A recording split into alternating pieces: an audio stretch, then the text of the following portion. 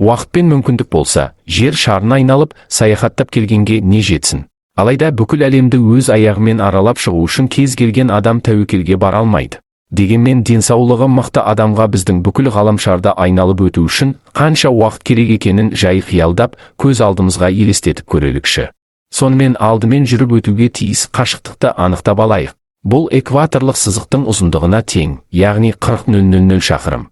Егер сіз орташа жылдамдықпен сағатына 5 шақырым жүрсеңіз, сізге 8000 сағат қажет болады. Күніне 8 сағаттық жаяу жүру есебінен біз мүмкін немесе 2 жыл және 9 ай аламыз.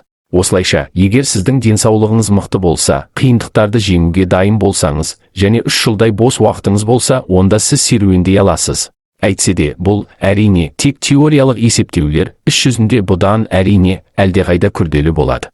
Мұндай керемет жаяу серуенге шыққан алғашқы адам британдық Роберт Гарсайд. Ол Нью-Делиден шығып, 48,000 шақырым жерді жаяу еңсеріп, 5 жыл 8 айдан кейін осы орынға қайтып оралды.